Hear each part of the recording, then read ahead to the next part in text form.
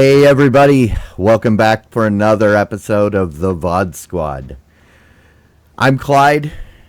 Today I'm joined by Michael Aston. Hello? Matthew Ross. Hi, I've jumped the gun today. And Jimmy Tremmel.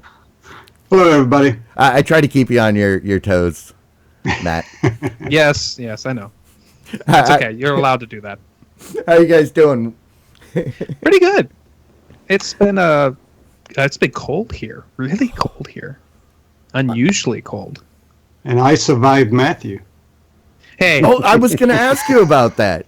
How was Hurricane Day? Got to go through the drill of putting up the storm shutters and all that kind of thing, waiting with anticipation, and then nothing. And Matthew, why are you bothering Yes. Jimmy? Just stay on your side of the country. I've been blamed for so much this past week. You have no idea. It's been just amazing how much crap I've gotten because of my name happens to be attached to this huge storm that's attacking Florida. Just happens to. I know. It's not fair. Yeah. Well, it's okay. When Storm Clyde comes, you'll get it too. So actually, well, I back in the 90s, late 90s, I was in Virginia and Hurricane Harvey was coming. I was super excited so that all the destruction and everything, and by the time it got to landfall, it wasn't even a tropical storm. And I was so angry. But all right. Well, hey everybody, thanks for checking in. If you caught last episode on YouTube, you may have noticed that I sounded a lot like that. So technically that was episode 4, so we'll, I guess maybe we'll just call this 4.1. Yep. Yeah, we had a bit of a audio hiccup, and but you know difficulties. What? Yeah, technical difficulties. You know what? Well, it's bound to happen. Learn my lesson, and yes, it was my fault. I'm sorry, guys. I let you down. Clyde, it's okay. We understand. If I need to, I've got a letter of resignation already typed up, ready to submit.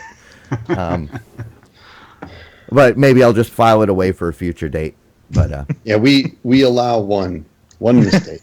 All right, one strike. This is rough.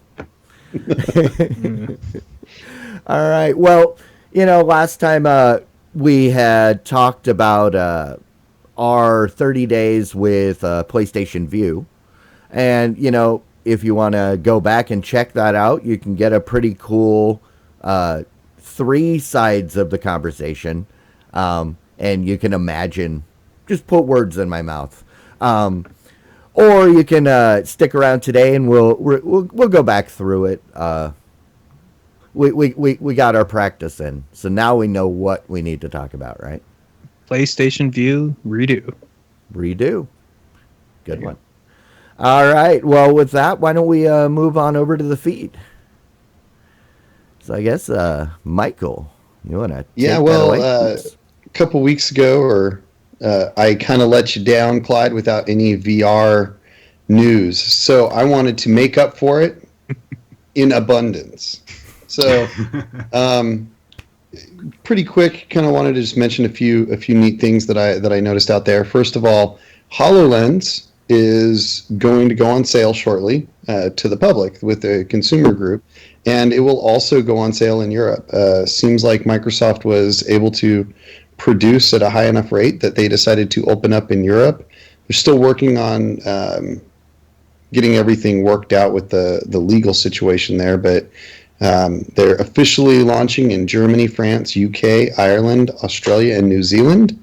But of course, launching in any of those European countries kind of opens it to all of Europe. So similar pricing as to what you see in the United States, $3,000 for the development kit and $5,000 for the consumer edition. Wait, dollars? Yes. I'll stick with the Vive. Yeah, it's 800. It's very clearly targeted at government. At more of a business type scenario. And do remember that this is a fully self-contained unit, right? Like with the Vive, you have to have a separate computer. Yeah. This includes the computer built into the unit. So, you know, a little bit of a value, since you'd have to have probably $1,000 to $2,000 computer to run a Vive effectively. This is still more expensive, but not as much more. Yeah.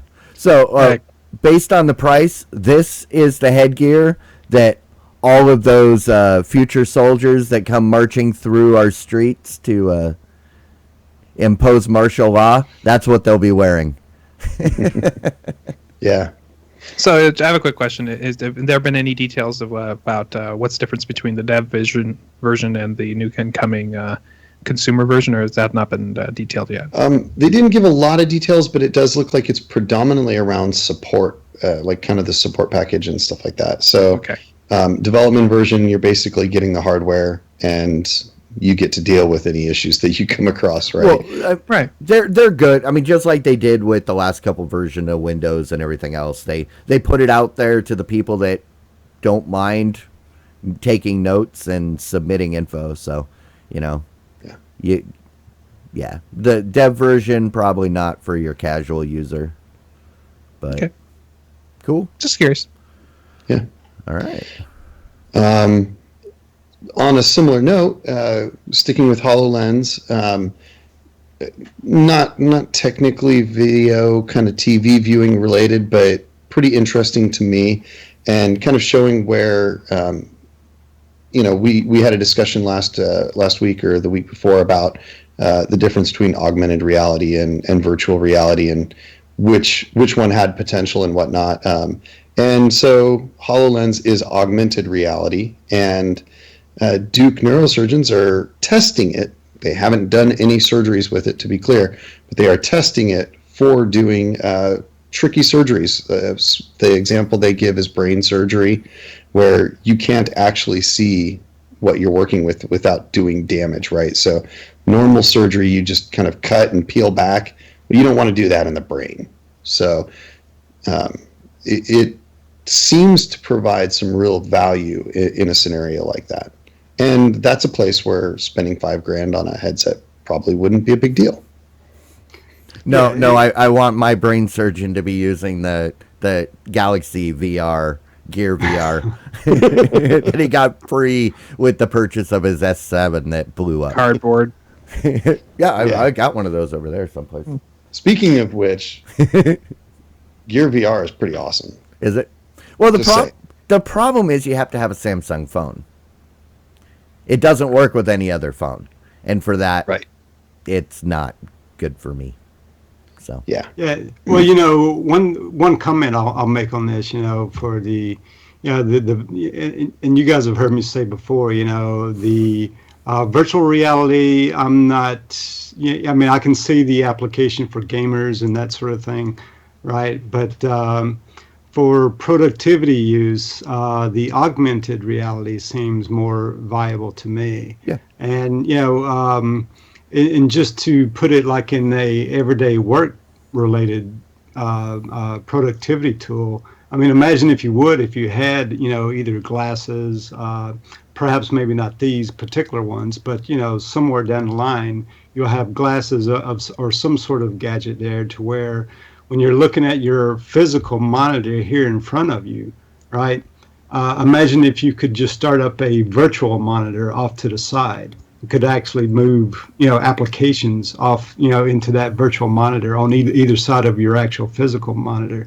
You know, that would really help out with productivity. And that's more of the vision I see, you know, kind of like almost, if you remember the movie, The Minority Report, you know, where they were moving things from monitor to monitor. Something of that sort, it would be my vision of what augmented reality would bring, right? Yeah. yeah. And then, Definitely agree.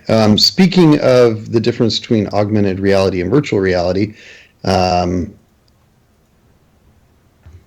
of the big players in entertainment is IMAX, right? Well, so VR is going to be a lot more entertainment related. So IMAX is working on opening their first European VR center, which kind of one of their visions is, with IMAX is having kind of that immersive experience. They've got the big curved screens and stuff like that. So they're looking at opening a VR center, which would be more immersive than even their screens can provide by having headsets and stuff like that. And that will happen before the end of the year in the UK. Yeah. Wow. See, and that is exactly what I have been waiting for. I want the full big screen experience when you're sitting in a cramped airplane seat. I want to be able to just lean back by 2 inches and not have to stare at a little tiny screen. Wow, you got a nice plane. It gives you 2 inches. Well, I can't afford to fly first class. I'm sorry. No, mine only goes back 1 inch. That's all I'm saying. I thought you were cutting me down. I thought you were hating I was on my propping airline. you up. Hey, Sun Country has never done me wrong. Oh, that's I good. mean, even if you fly on some of the larger planes or the nicer setups, right, where they've got the back of the headrest screens, or they even have a big screen at the front of the section that you're sitting in. No matter where you are on a plane, if you're consuming the videos that they provide, you're not going to have a good view. It's not going to be a great experience. Mm-mm. And to your point, Clyde, you put on a VR headset, you've got that 160-inch screen experience, or 85-inch or whatever. And that's the thing that could end up replacing the big TV in your living room, too. Yeah. You can sit down in your nice recliner on your nice couch, especially if you don't have a wife and family, or even if you do have a wife and family and you just want to get away without being able to actually get away, But it's not for everybody, but for some of us, that's going to be pretty cool. Yeah. Okay, I'm the guy in the exact opposite from you guys. I want the cheap. I want the VR experience, not the AR experience. AR is okay if it's like the HoloLens where you can see through the glasses. Then I'm okay with that. But the other kind of AR where they're using a camera, it's going to be half an inch off for everything. I'm going to bonk into things. It's not going to be right. I don't want that yet. I'm not ready for that. And I think it's going to look really stupid for people to be walking around with that kind of AR and trying to interact with the world. I'm not there yet. But the cheap VR, I'm in. Give me the entertainment. Give me the video games. Give me the full experience like you're talking about. Yeah, and that's the nice thing is there's potential to have offerings at all levels. And then Sergeant Muffin says, "Try living life with a 4-second vision delay." No, that's streaming online and having to do everything because of your stream, isn't it? So. Well, that's what he's saying. So put your live stream your life over Diamond Club TV, and then watch it through your screen. So you're on what is that, like a 30-second delay? That I don't know. That's still. I can. But the point I was going to make is it's worth noting, and I think we touched on it before, was that there are two very different use case scenarios when it comes to VR and AR. VR is the full immersion, full experience. So that's not when you're out in your self-driving car. Well, maybe in your self-driving car, but, not when you're in your person driving car or walking around town. But that's where the AR comes in handy. So I'm excited. I'm excited to welcome my robot overlords with open arms. But, not at that price. I mean, I'm okay. Yeah, I did get the opportunity to use the Gear VR. That's why I mentioned it earlier. Have a friend that has a Note 7 an S7. Oh. And a Gear VR, not a Note 7. It didn't blow up in my face. I was going to say. My face off. It's going to be a joke, We're going to have the Note 7 S7, joke. and the Gear VR, and I got to play a game in it, which was actually a ton of fun. A little tiring because the control is on the side of the thing, so I'm sitting here like Yeah. this for like 15 minutes, and my arms wanted to fall off. But I also watched a couple of trailers. Watched a Pete's Dragon trailer and one other trailer, and it was really pretty interesting to be able to watch a trailer where you could see different things depending on where you were facing. So first of all, I was in a campsite, and I could turn my head around and see the different parts of the campsite, and in different places during different parts of the video, you would see maybe the dragon or the boy or kind of like wisps of fire or whatever. And it was a very interesting experience. And you could turn your head and it would track your head as you looked along the length of the dragon. It was really cool. So while this is obviously not like a movie type experience, it's only just a quick kind of teaser almost type of trailer for the movie. It gave me a little tiny bit of a glimpse of what it could be like to watch movies and experience kind of entertainment that's kind of non-interactive but immersive entertainment through VR. And it was really cool and pretty exciting. Question to you guys about this, just an opinion here. So when this technology matures maybe just a bit more, do you think that these entertainment VR setups here will be a consumer setup that you buy and you have at your home?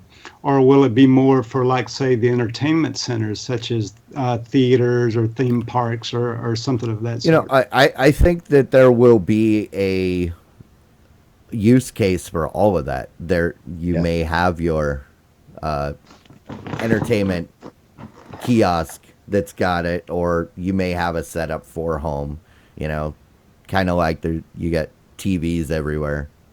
But it seems to me that so you're thinking that both those avenues would be successful? Or, I mean, to me, I kind of think that either one or the other would be successful to where the other one would not be.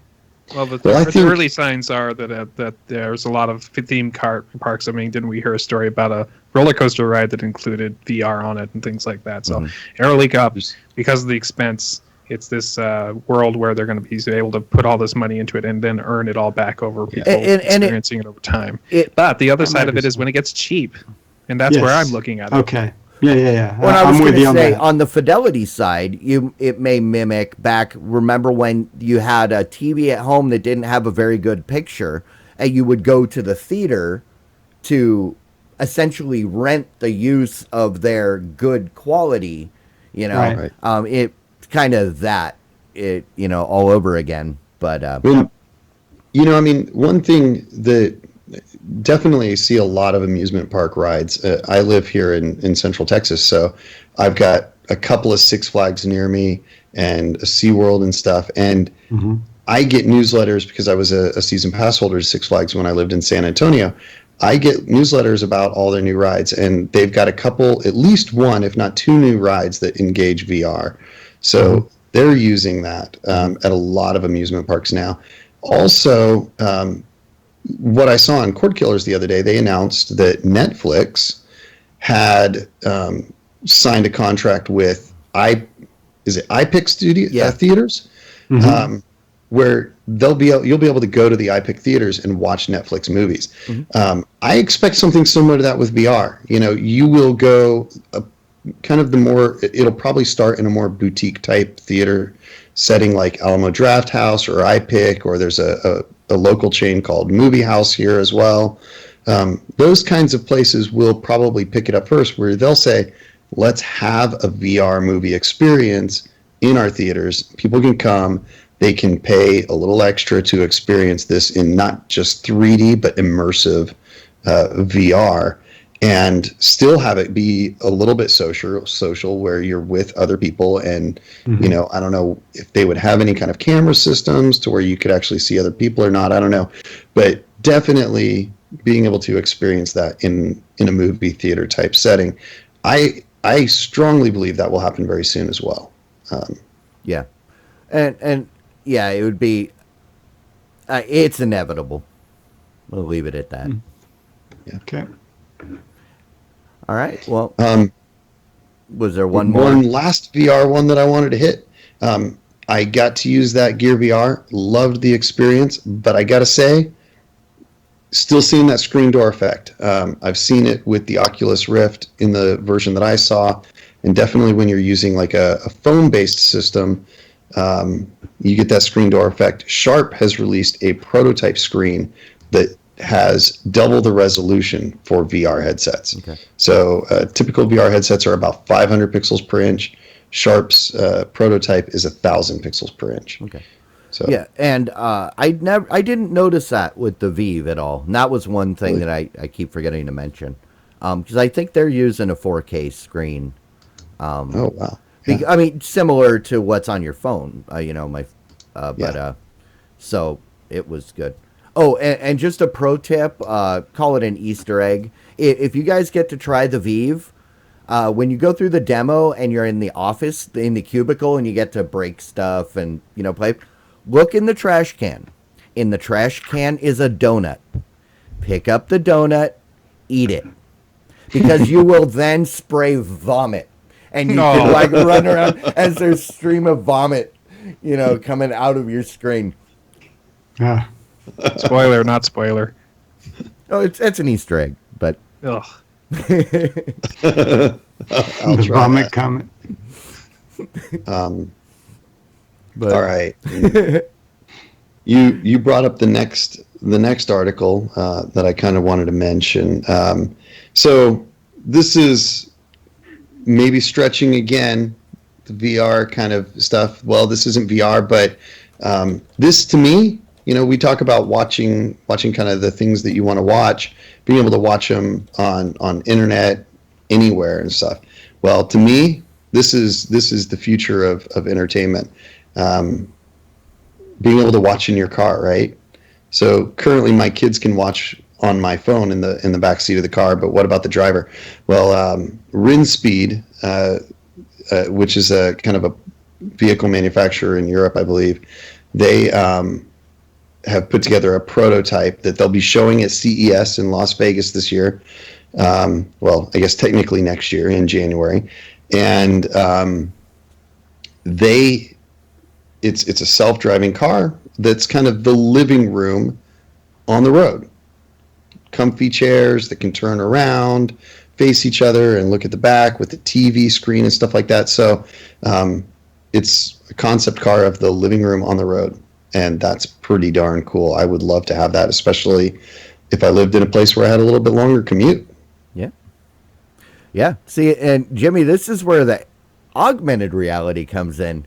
You can set your car to commute and then sit back and bring up that financial spreadsheet or whatever you need to work on.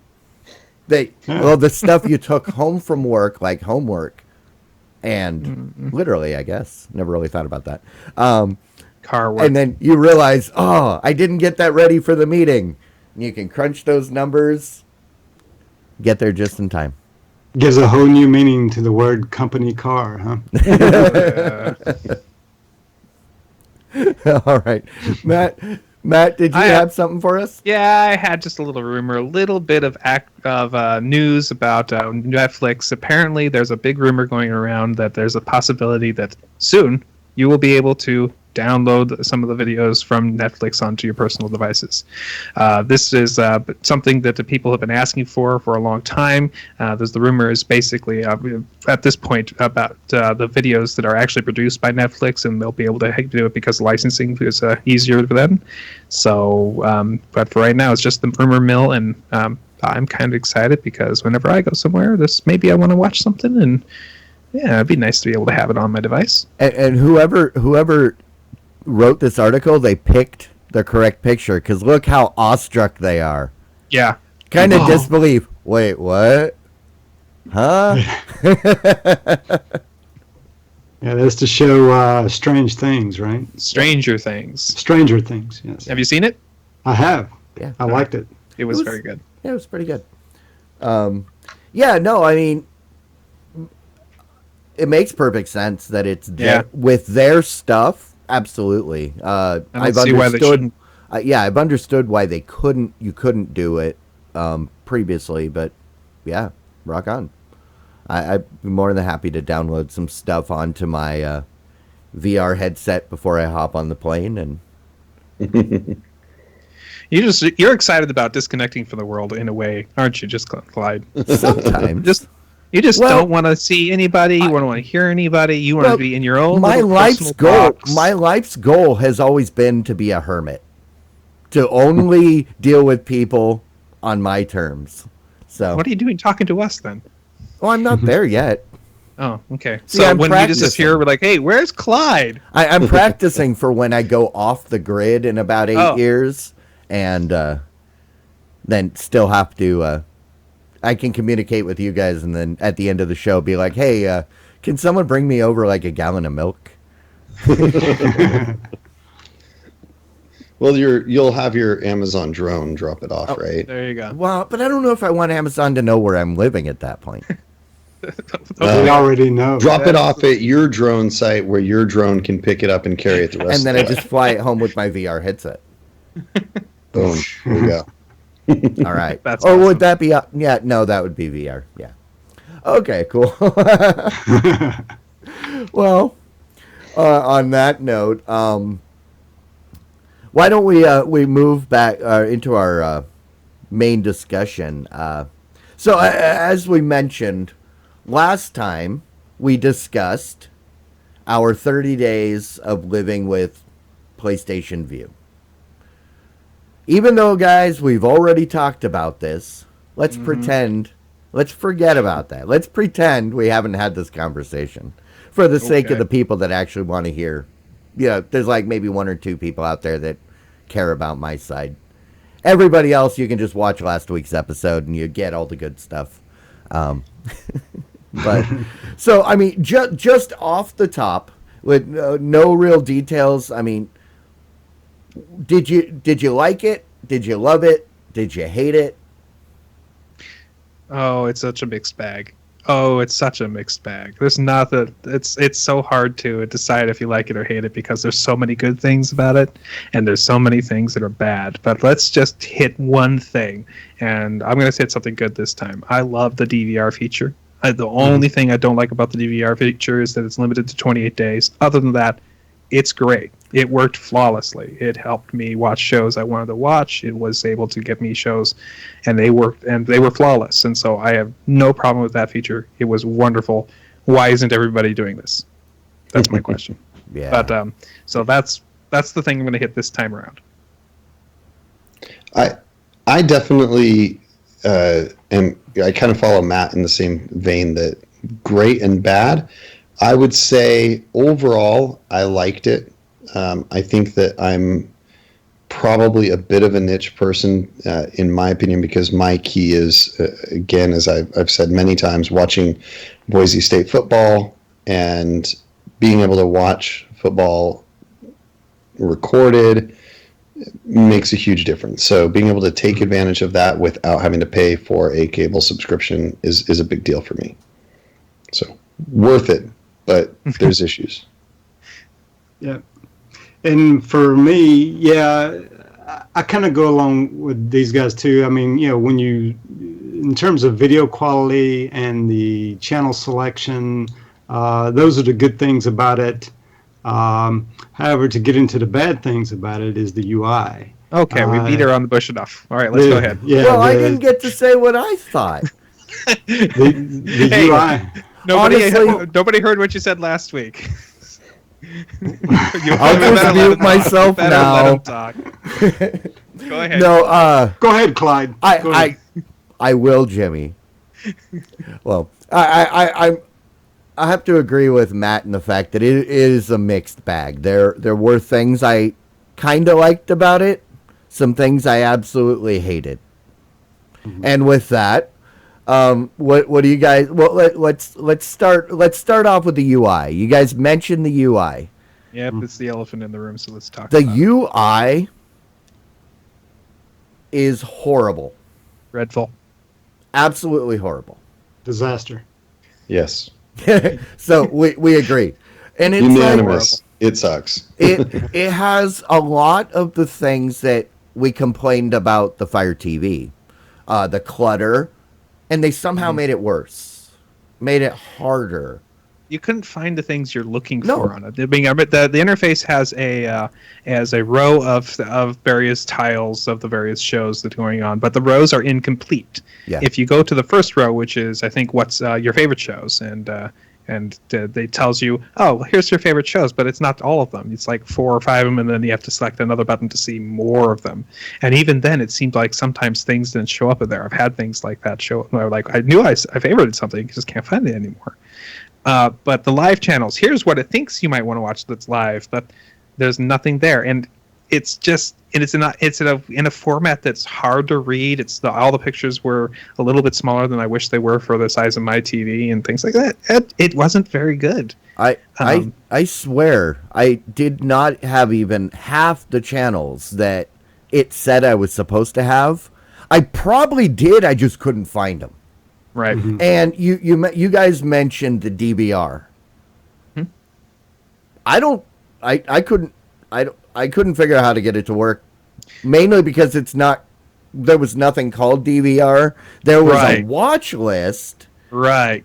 But nothing I ever put on the watch list ever showed up later. I don't know if it worked. I found out through other people how to DVR, not in any kind of documentation or on any kind of interface. There was nothing intuitive about it.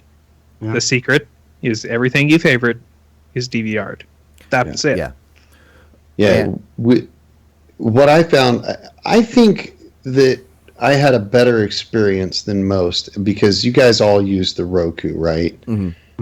I used the Fire TV, and perhaps the app on the Fire TV is a little better, but I felt like I kind of knew what I was doing because I can't remember if I read it somewhere or if it was on kind of one of those quick guide tutorials as you load up the app for the first time.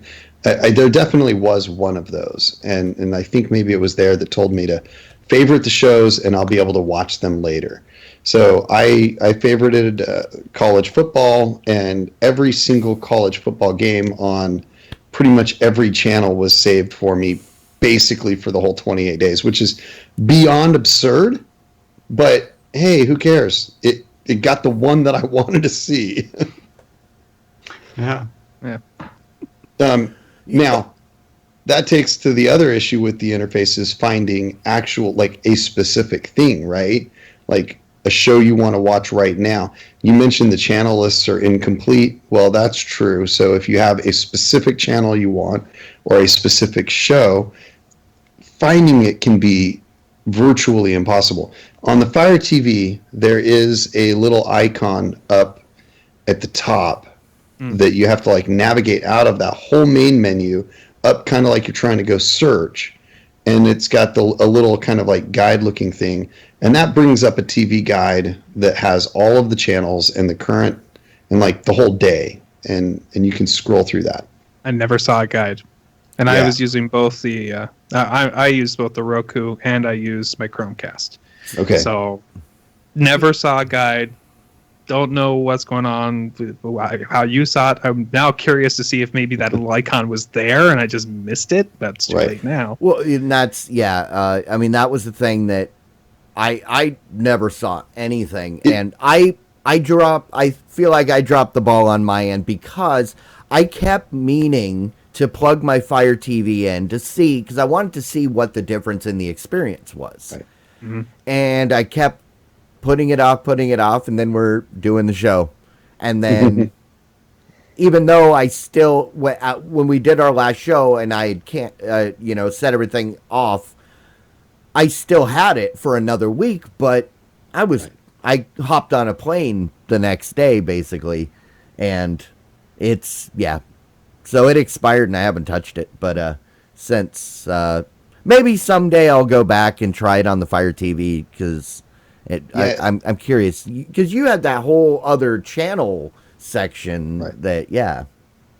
Well, and to be fair to you guys, even after I found it the first time, the second time I wanted to use that guide, I still had a hard time finding it because it's it's like a little white icon, and even on a 55-inch screen, which not huge, but it's still only maybe an inch or 2 inches tall, and it's white. So if you're on a lighter image, it's almost impossible to see. So I found it extremely difficult to find, because you see the TV, like if you bring up a channel, you'll see the channel that is live behind it, and so those icons across the top can be pretty difficult to see in general. And that particular one was very hard to find. And I mentioned the experience last time of trying to find a show that got switched. It ran out because it ran over, the football game ran over, and I wanted to watch the show that came after my show. And it was another college football game, so I knew it was recorded because it conveniently does that for me. So, but finding that specific episode, that specific show, it wasn't in the list of favorited shows. Again, like you said, Matt, it's like, it's a partial list. It's like, come on, it's not even the most recent ones too, right? Because this show had just started. Ridiculous, impossible to find. I had to navigate through the guide and find the show in the guide and bring it up that way.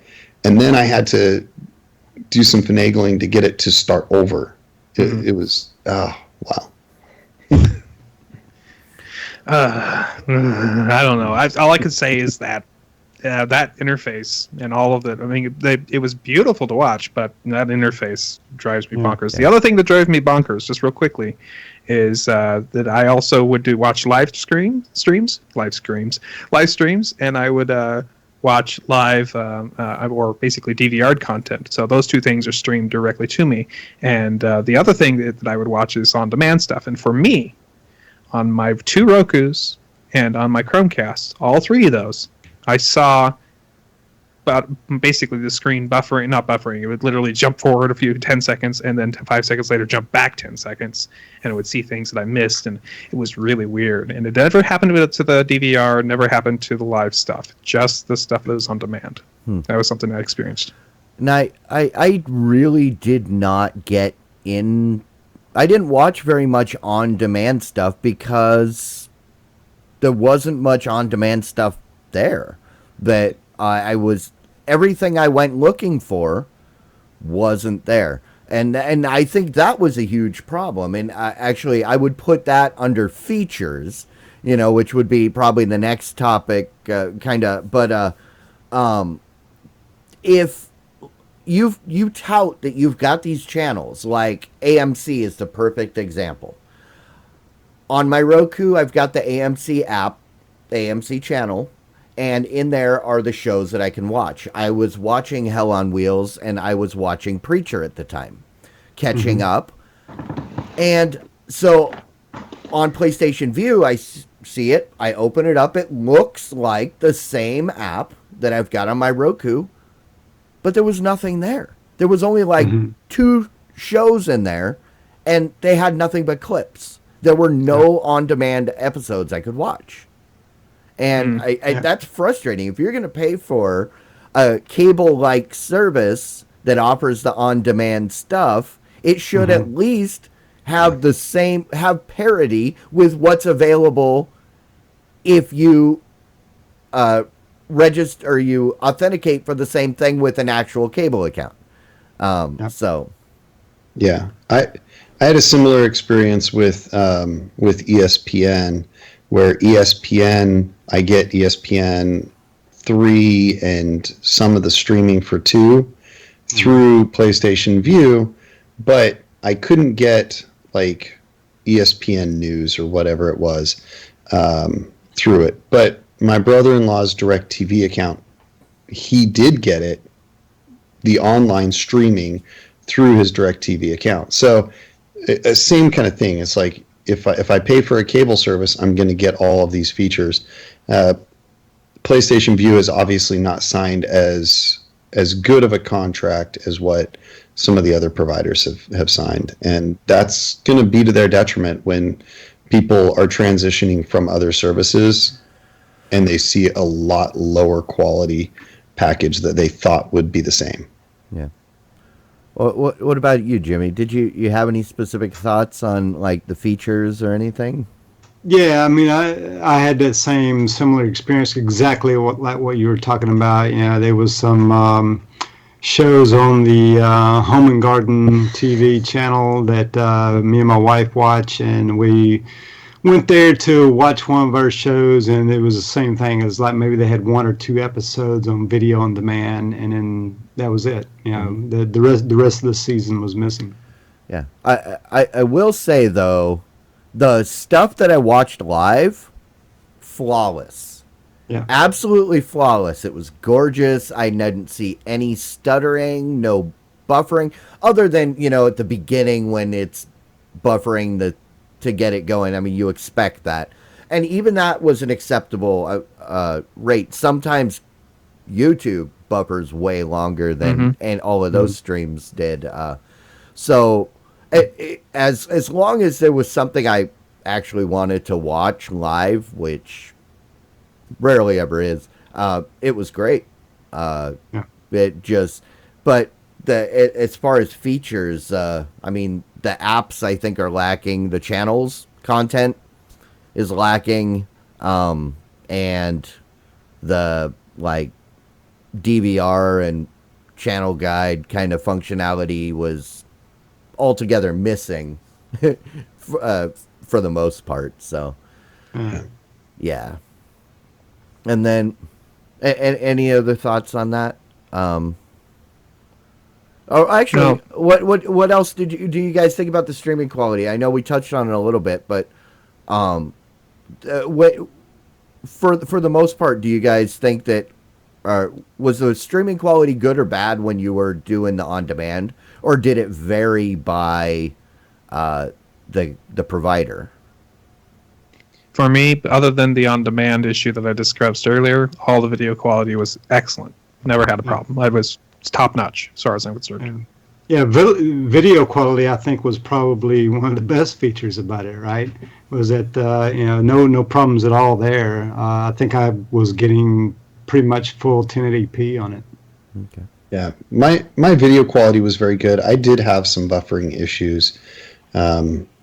It's hard for me to say, of course, whether or not that was my internet or their service. I have had some intermittent internet issues with kind of bandwidth and stuff. So it is possible that it was on my side, but the majority of all of the video was really good. Sometimes it had to buffer to get that extremely high quality of video. And I most of that was contained to one specific game, so that would probably indicate an internet issue on my side rather than theirs. Though I don't have that problem with Netflix, right? I mentioned before, Netflix just downgrades the quality a little bit so that it can stream it continually without buffering. But And when you're talking a live stream versus something that's stored on a server, it's apples and oranges. it is. Yeah. To be fair to them, it's definitely very different. Though, I don't know. Maybe they could come up with a solution. Just saying, if you could do it. Yeah. And If you're watching PlayStation Vue, I'm sure you are. we know that the Sony CEO he hops in now and then to the chat room. But no, and going into this, I thought that video was going to be the wild card because live stream stuff is going to come from Sony's right from Sony's data centers, right? It's going to be provided by them. So that could be either really good or really bad. The video on demand is going to be coming from all different sources depending on who those channels are. So AMC is going to serve their own. USA is going to serve their own, whatever. So, and that's where it could be really good or really bad. But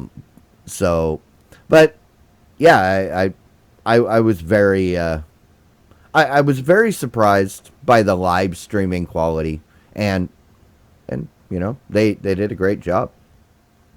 And then any other thoughts before we kind of sum it up? or? The price, basically. The other thing we need to Yeah, discuss. yeah. Is What the price. packages? What packages did you guys do?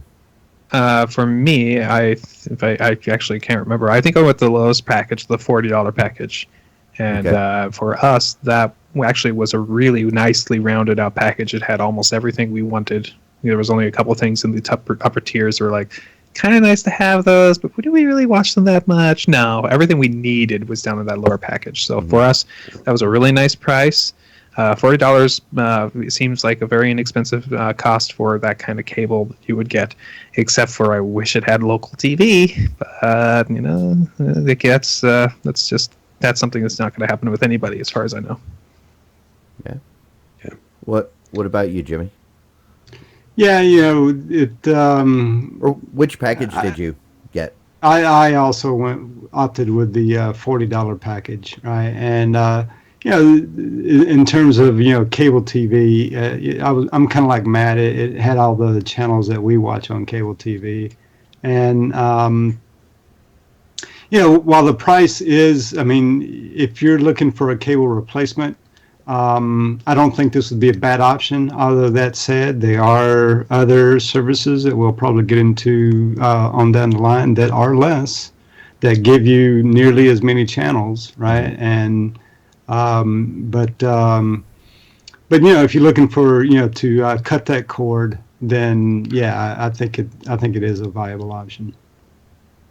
I also went with the slim. I think this is what they called it, the slim package. Slim package, right? $40 or whatever it was, the base one, and I felt much like you guys do that it was a good package. It had everything we wanted.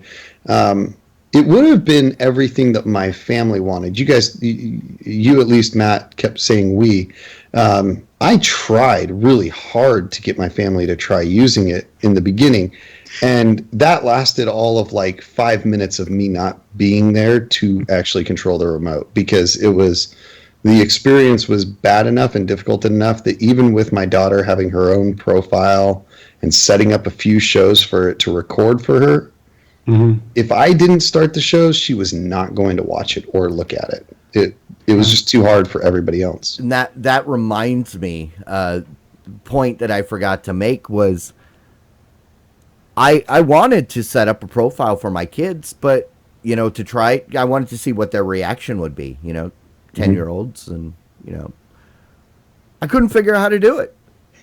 There was no way to do it in the app.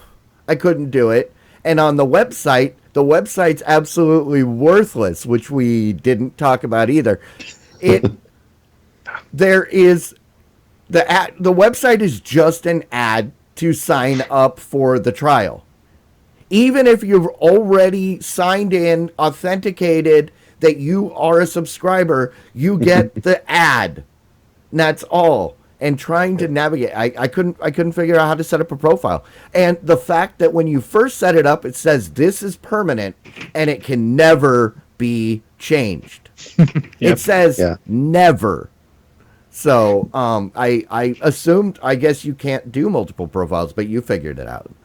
Yeah, I did. I had a profile for my daughters that was set for kids shows, and I did set up some favorite shows for them. So it recorded, and so I did use it the first couple of days, and would go back, and it would have like her Mickey Mouse Clubhouse for my youngest daughter recorded. And it was for you. Don't shows. Lie. What's that? I said it was for you. You don't have to lie to us. Yeah. So I mean, it definitely worked, and it was really cool because in my profile I saw my sports and some suggestions of shows that I would like. In her profile, it was her recorded shows and suggestions for shows that she would like. It worked just like Netflix in that respect for me. That's cool. I'm really curious, since none of us tried it on a PlayStation, if it was going to be any good on a PlayStation. I mean, well, you would think that's the way to do it, but that my experiences with Sony over the year, you never can tell. Sometimes they do it great. Sometimes they just completely drop the ball. That's a good point, though. I mean, I've got my kids use a PlayStation 3 as the source for TV in their playroom, and so I could potentially put that on there, and maybe that would have a better experience for them, that they'd be able to use it. They use Netflix on that, and it works great. That's all they use it for is Netflix. Otherwise, they use their tablets or the other TV.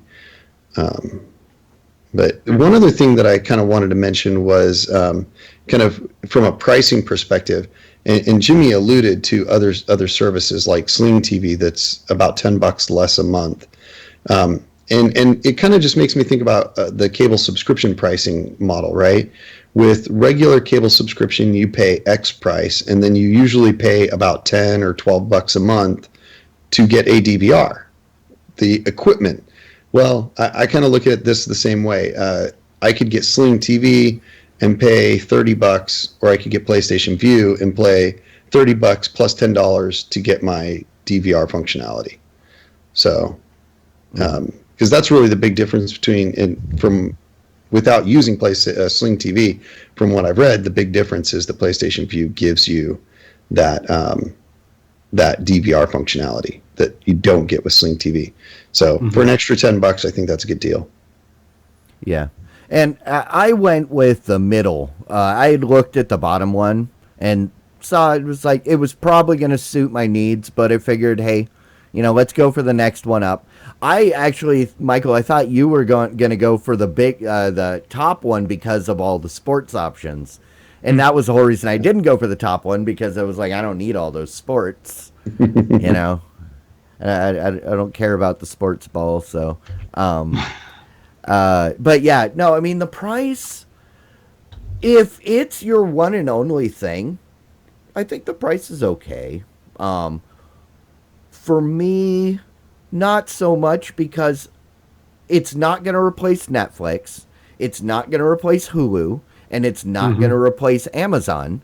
So that's on top. Now my bill's like $100 if you go with the $40, $50 package, and then all the other streaming services I already paid, including the, Patreon for the VOD, or not the VOD Squad, but DiamondClub.tv, and then all the other podcasts that those aren't going away. So, yeah, economically, it doesn't make sense for me, because there wasn't really anything. It didn't really provide me personally anything that I couldn't get elsewhere, Right. So, yeah. I mean, any other thoughts before we talk about the rating? For me, you mentioned it's going away. For me, I'm going to stick with it. It's been good enough. I guess I'm kind of going into the rating. Do you mind? Any other thoughts? Go for it. No. One question before we do the rating. What device did everybody use to play this PlayStation Vue with? Roku 4. Matt? Roku 3 and a original Chromecast. Fire TV. And I used Apple TV. Mm-hmm. Okay. And so it sounds like Fire TV had the better experience. So I may go back with my Fire TV and try it again. But so the thing we forgot, for those of you that canceled, what was how'd you find the cancellation process? Cancellation was good. I mean, that was probably one of the best features. I was going to say that was the best experience of this. Was the only thing that was easy. Yeah, right. The only thing you could figure out without. I couldn't believe how hard it was to sign up for the stupid program.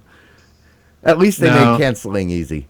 No, actually, for me, if I need the cancellation, it took me 10 15 minutes looking around the website, because it's buried. Actually. So what you do, and I looked, but then I realized I'm not going to be able to find it. Like, I couldn't find anything else. So I went to Google and I typed in cancel PlayStation Vue, and I found a link in 3 seconds that took me right to the page.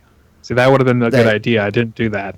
Well, I actually found it. At that point, I was pretty fed up. I mean, I was already halfway in when I was like, I'm not going to pay for this at the end. Right. To their credit, they do give you the service until the end. So even if you cancel it the day after you start it, it goes until the end 30 that you days are paid up. for. Right. But they buried it. So as easy as it was to cancel, they did kind of bury it in double speak that made you not quite sure, do I press yes and terminate, or am I pressing no to cancel and keep my thing going? That was a little kind of a Russian roulette, or a little bit of roulette-y, I guess you could say, a 50-50 chance. But I mean, for the most part, didn't have to explain to anybody why, and it didn't ask me why. Although I did. Did anybody get that survey from PlayStation saying, why did you leave? Asking for feedback. Yeah. I got that one. Did you fill it out? I did. All right. I basically told him, I said that you need to do a lot of work on the UI. Yeah. I got it while I was traveling. It was actually when I landed in LA. It was the first thing I got when I turned on my phone. It was like, why did you leave? I got more important things to do. So I thanks for reminding me. I need to go back and do that because I do have feedback for them. Surprisingly. I just think it's funny that you almost immediately realized that because of your experiences with the PlayStation Vue, not to try Sony's UI, but to use Google as an assist. Well, no, I did at first, and then when I loaded the website, I went, oh yeah, I couldn't even figure out how to get into my account properties because it kept taking me to the stupid PlayStation thing, and it wouldn't let me do something because my PlayStation is offline. Well, I had a PlayStation 3 for like 3 months, like 5 years ago. Of course it's offline. But it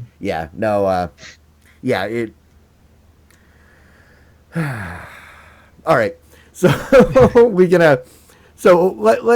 let's rate it. I mean, Matt, we'll start with you. Thumbs up, thumbs down, what do you think?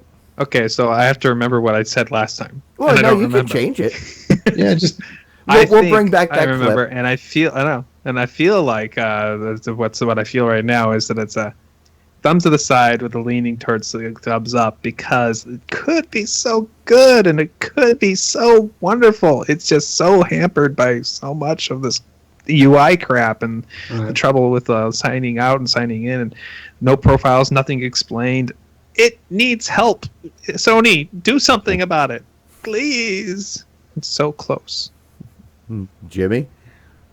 Yeah, I think the last show I probably gave it a thumb sideways with maybe leaning down a little bit.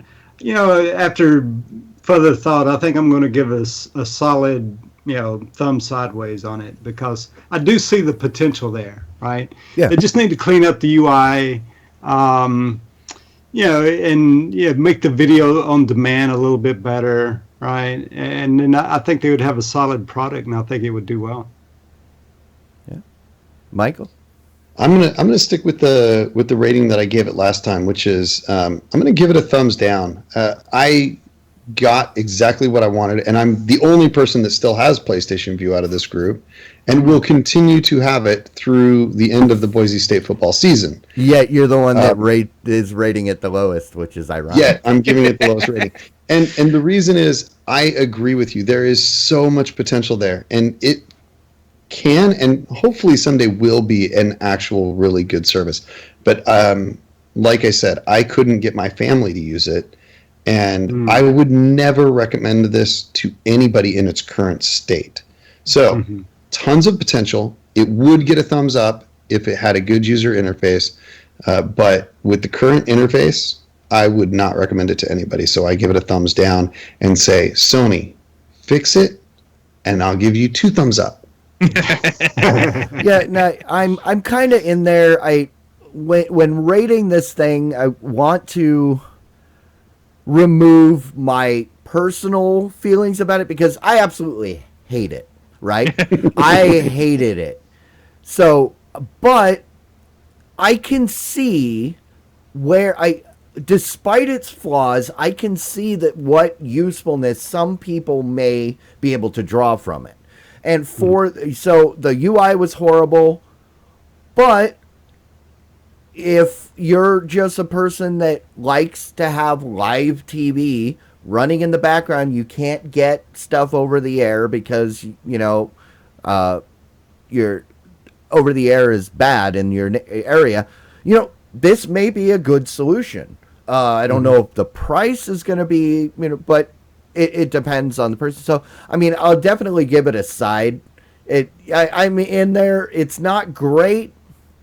It's pretty bad, but there's room for improvement, definitely. So, but I can see the niche market that would be able to get some use out of this. So, for me, the killer feature is the DVR, and that's what gives it the potential to be a truly worthwhile service. Well, and that's the thing for me. It doesn't really do any good because I've still got I've got my TiVo over there, TiVo Prime or Premiere with it, so it picks up all the stuff over the air that I want, and basically I only go to it when it's not available on Hulu yet. So yeah. So like this old house. Since it's not on Hulu, that's on my my TiVo, but yeah. So the next thing up, we are about 2 weeks into the next 30-day challenge, which is Sling TV. You go directly into the competitor, and this far, all we need so far, yay, nay, doing good, bad. What are you guys thinking? I think it's doing good. I'm liking it so far. Yep. So there's things that I like and there's things that I don't like, and it seems like it's like the opposite things about PlayStation Vue that I like and I don't like. So yeah, we'll see. I signed up for it right away, and then I went to California for a week, and then I came back. And then you watched it in California, didn't you? Nope. The California was basically, it was on Hulu, Disney, and Cartoon Network shows because I'm sharing the hotel room with my kids. So that's about it. So hopefully this weekend when things cool down, I'll get a chance to really dig in it. But I did use Sling earlier in the year for about a month. So I'm familiar with the platform. I am interested to see if the things I was really angry about the first time have been resolved or if they're still going to make me angry. Yeah. So, yeah, no, cool. Next show, I think that'll be right about the time to check in, right? I think so. 26. Absolutely. We'll be cutting it close. So we'll We should do it.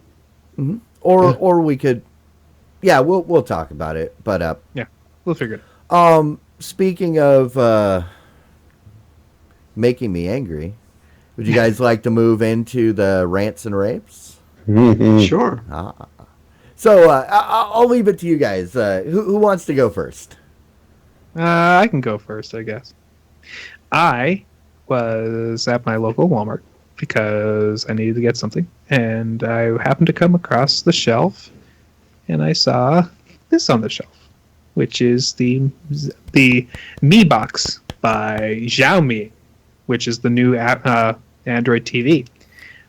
This just got released, and I've been playing with it upstairs, been trying things out with it, and I've just got to say, this is really my first experience with Android TV. I missed the boat on the first time around, other than the really expensive and bad options that were available recently. So this is a good, inexpensive option, and I have to say, there's a new Chromecast that's 4K. It's coming out. It's $69. Same price. This this thing's $69, and it is a Chromecast, and it does 4K, and it does HDR. I want to consider this if it's available now. I don't know. It seems like this might be a really good deal. I don't know.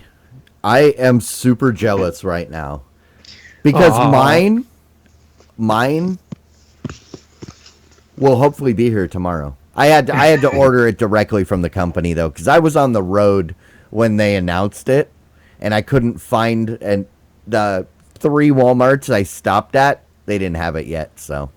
I walked into my Walmart and I went to where the Rokers are, and I saw the label on the shelf for the Mi Box, and there was no Mi Boxes there. And I was like, well, if the label's there.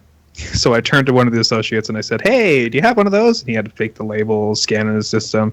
And he went to the back and begrudgingly brought out the whole big box, pulled open the box and handed me one and go, here you go. What? You said, no, I want the whole box. I can sell them online. Yeah, gray market. No. What about you, Jimmy? You got any rants or raves? Yeah, I got a rave, I guess you'd say here. One thing, since we're all kind of nerds anyway, I guess. Oh, yes. Just wanted to mention, just last month in September, there was a documentary released about Leonard Nimoy. And Leonard Nimoy is some people may know. If you're as old as I am, you'll know who he is. Who is he? Leonard Nimoy. Yeah, Yeah, he was the guy who played Spock on the. With the Star pointy Trek. Ears. Yes, exactly. All right. And but so anyway, his son.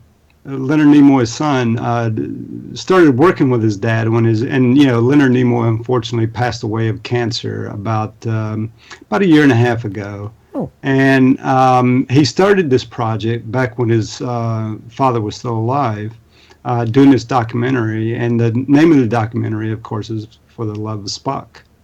And they, go a lot into Leonard Nimoy's career, his early start in television, all the work he did before Star Trek come along, and then they go into detail too about how that came about, how that particular gig came about to him, So if you're a fan of the show, fan of science fiction, a fan of Leonard Nimoy.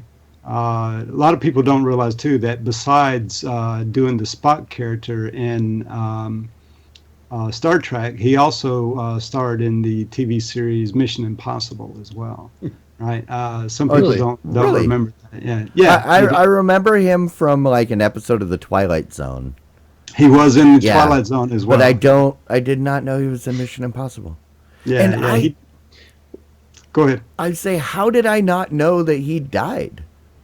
Yeah, he died February of 2015. It was a huge thing on social media, and it was all over the news. I'm surprised. You must have been. I don't watch the news. That's why I can walk around with a smile. But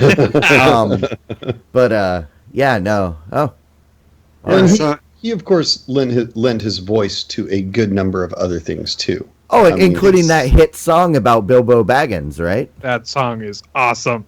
Yeah. In a really bad way. Yeah. But and then too, Leonard Nimoy starred in the Star Trek remake as well. Right? He was Spock in there, and in the documentary they even interview some of the new characters of the new Star Trek series here with the movies I'm talking about, and not too many people might not remember, but Leonard, the Star Trek movies, the original movies of the original Star Trek series, Leonard Nimoy directed quite a few of those. Yes, he did. Right? So, so he was really, a talented guy, and and if you ever, out there too, I think you can probably find it on YouTube or other, outlets out there.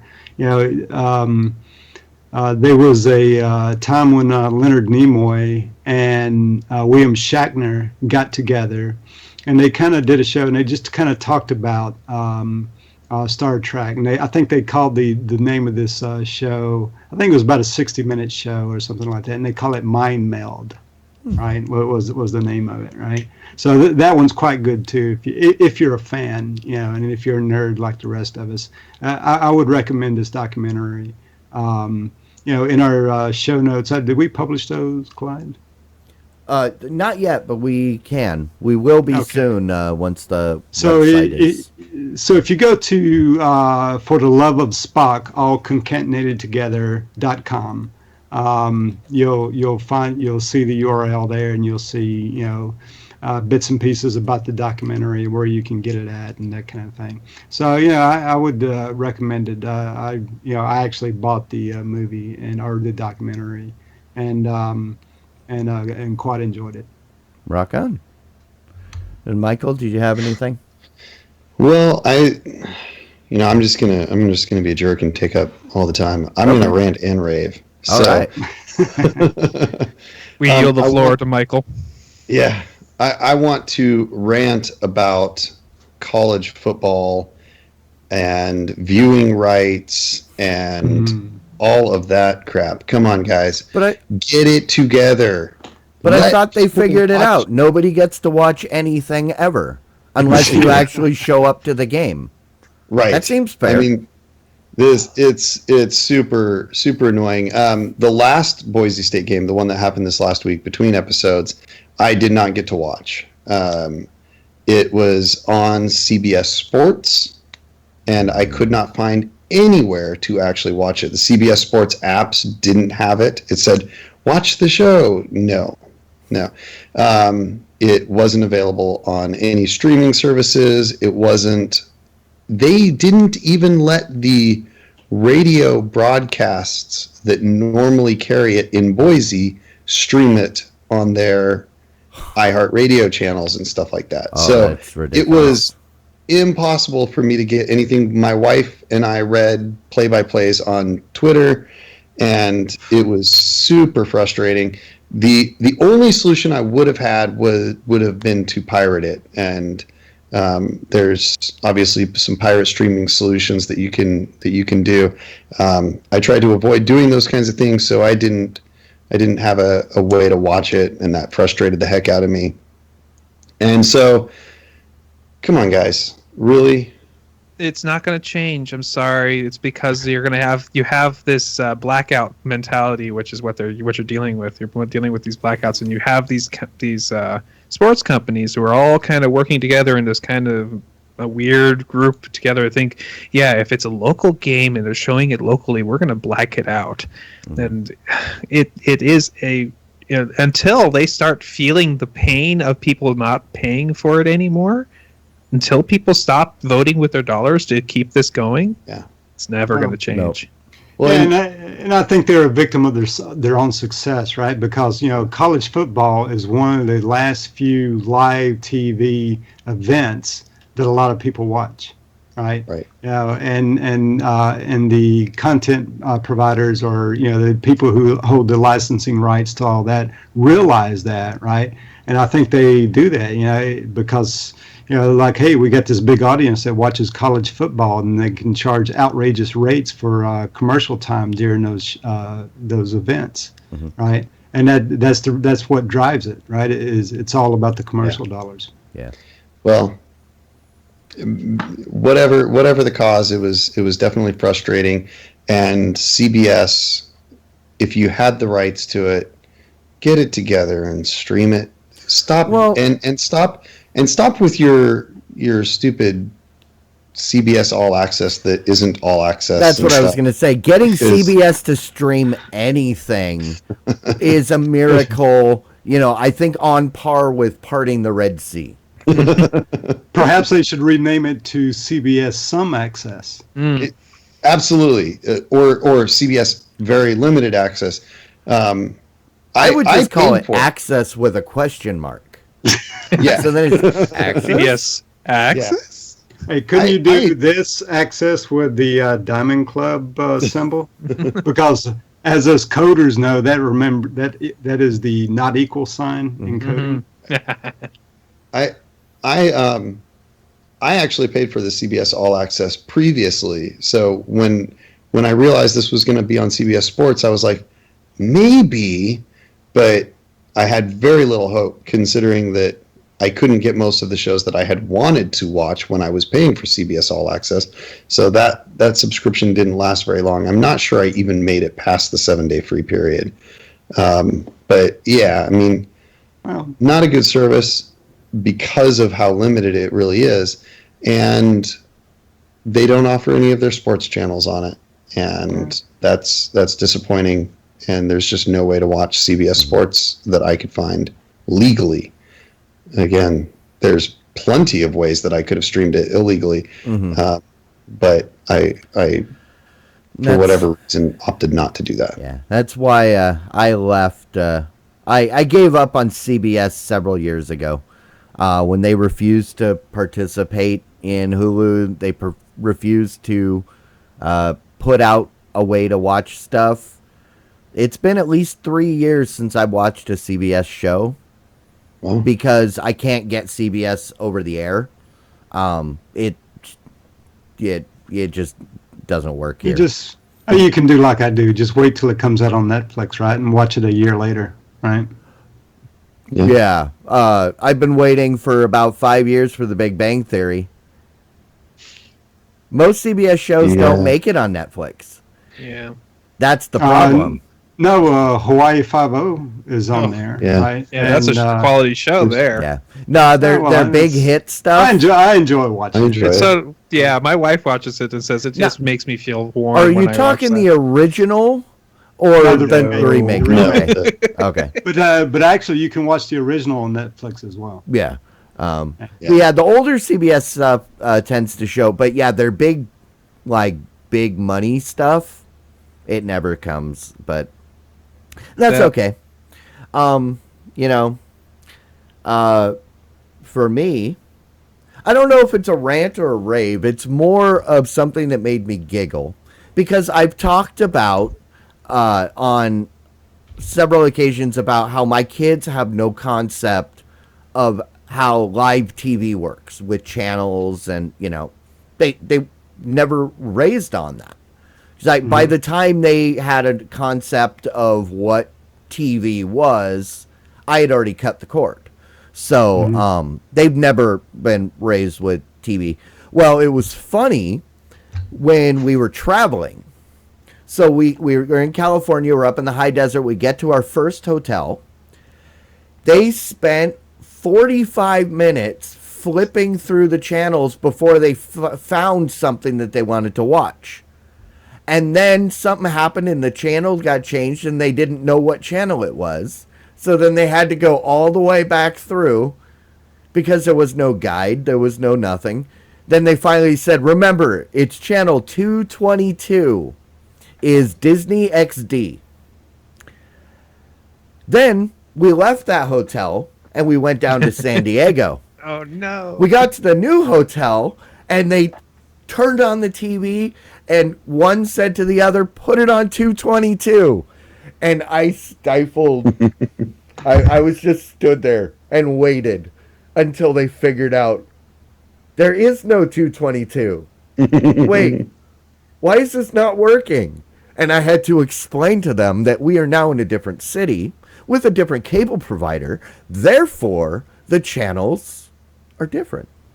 And they may not be actually available on this provider as they were on the other.